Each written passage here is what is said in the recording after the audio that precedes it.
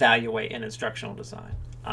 There are a number of reasons why an instructional designer wants to do an evaluation. Those can include something as simple as a quality check to trying to determine if something had a return on investment. We could be trying to figure out if our learners learned, were they motivated. We could be evaluating a course, a program. We can evaluate lots of different things. If an intervention was successful, there are a number of things we can choose to evaluate. There are two main types of evaluation that we really talk about in instructional design. As instructional designers, as part of Dick and Carey, Addy, Smith and Reagan, any of the instructional design models. And they are formative and summative. Formative evaluation is a small, simple evaluation, like a quiz. Think about it in a class, like a student's homework, or in a training course, like a knowledge check. They can, in the instructional design process, we use them to assess our quality. I might have a subject matter expert review my design and say, is this correct? Those formative evaluations are consistently happening in instructional design throughout everything and in our courses we develop. And then we have what are summative evaluations. Summative are the final evaluation. Think about it as a student, like your final grade. We could be determining if instructional design works. For example, did my training course work?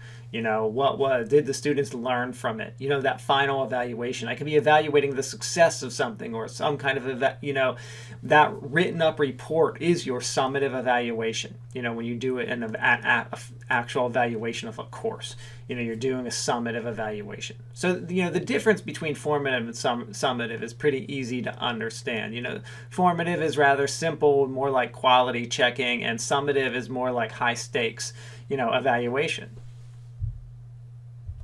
So the main model that everyone uses when they're going to do an evaluation is Kirkpatrick's. Within instructional design, we're always using Kirkpatrick's model. The thing is, when you're doing an evaluation, the model of choice is really just a guide for your evaluation's key questions. So at the end of this, I'm going to go through kind of what a real evaluation really would look like.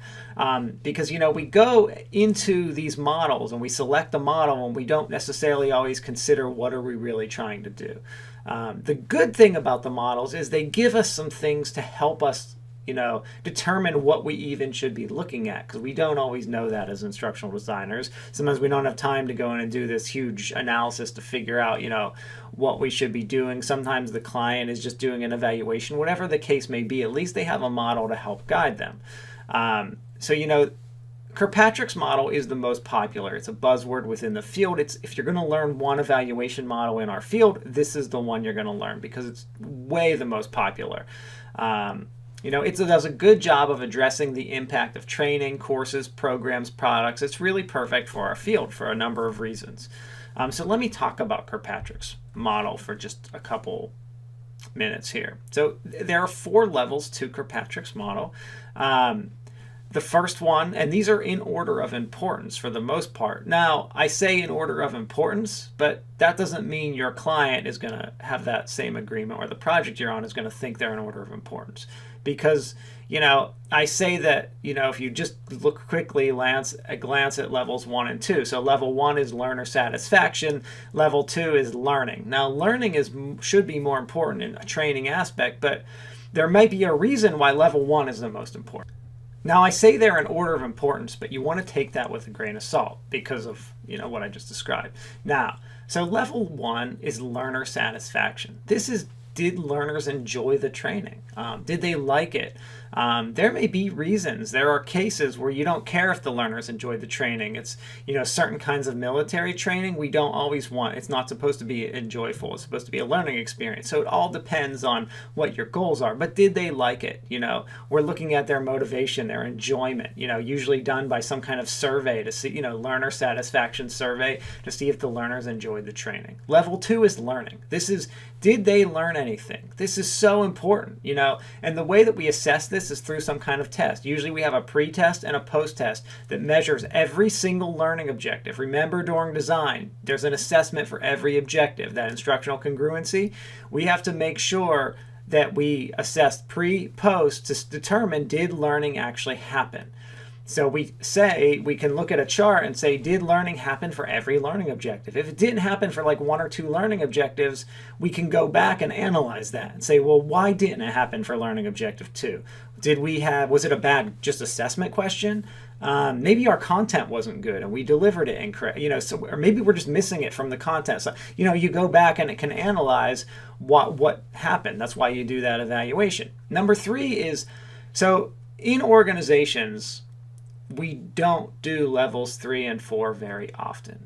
We don't have, as a field of instructional designers, we don't do evaluation enough. It's probably the step that we skip quite often because of time, resources, budget, and it can take a while, and it's almost like a whole other project to do an evaluation. So a lot of times it's not done. And so if we are going to do an evaluation, usually they're doing levels 1, maybe level 2. That's it. Very rarely do we look at levels 3 and 4. Why? Because they take longer to do. They're also much harder to do. So level 3 is transfer or behavior. What we're looking at in level 3 is, are the employees using this? Is it transferring to the workplace? Has their behavior, whatever we're trying to change, has it changed?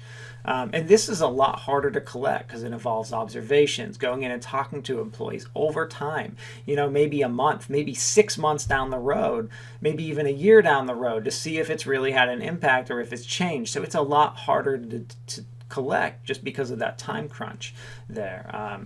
So we don't collect level 3 as much as we should. Same thing with level 4, and level 4 is the most important. Level 4 is, so what were the impacts? What was the return on investment? Before we do a training project, we always did figure out what do we believe the return on investment of this project is going to be. Some kind of performance metric that we can objectively measure that's going to tell us this is how this is going to help, or this is what it's going to do. When we're done with that training, we have to ask ourselves, and that might be, again, 6 months down the road. It could be a month, maybe a year. Did it have the impact? What was the actual ROI of this project? The reason that's super important for us as an instructional designer, if we can start showing ROI on projects we develop, we can make the case that training is super, super, super important. Assuming we find a good return on investment. But we should, assuming that we're actually doing a good job of developing training. All right, so how do we actually write an evaluation? So, when I teach a course on how to do an evaluation, I'm teaching each of these steps in detail. And in fact, when I actually teach Kirkpatrick's and other evaluation models, it's a little small part of what a real full evaluation is, because there's a lot of things to it. So when we're doing an evaluation, there's a lot to it, but this is what an actual evaluation plan should look like. And as I said, this is bare bones. I'm going to do more where I describe how to actually go in and do all of these, but that's not the idea here in this presentation. The idea here is just for me to explain the bare bones. So how do we do a real full evaluation? So first we look at the purpose. What is the purpose of the evaluation? And then we look at probably the most important part, which are our key questions. Our key questions are what are we trying to find here? What is it? What is the purpose of this evaluation? What our key questions are, did the students learn? So the key questions help guide the whole rest of the evaluation. We look at who our audience is, who our stakeholders are. We write about them. We say here, this is how you write the report. Then once we know what our key questions are and who our audience is, only then do we choose our instructional design model. Our model helps to guide. Our key questions help to guide what model we actually choose. So, so let's say my key questions are, I want to know, were my learners motivated during training? Did their behavior change? And did they actually learn during the training course? Then Kirkpatrick's fits in perfectly with that. And then we start looking at the details of Kirkpatrick's model to help us guide the rest of our evaluation, to help us determine how we're going to collect data and everything else. So at that point, we actually go in and we collect our data. How we collect our data is determined by what our key questions are. So as I explained when I was going through Kirkpatrick's and explaining how you would collect data if we were determining learning, I might collect data with a pre and post test. I might collect data via interviews. And then I write a final, what did I find? What did the data tell me? Did I answer my key questions or not? So that's what a real full evaluation plan looks like. And I'll go into more detail on how to actually do each one of those steps another time. But this one, I really just wanted to go through the nuts and bolts of what an evaluation is and what it looks like in Addy or Dick and Carey or any of the evaluation models that you might look at. Thank you very much.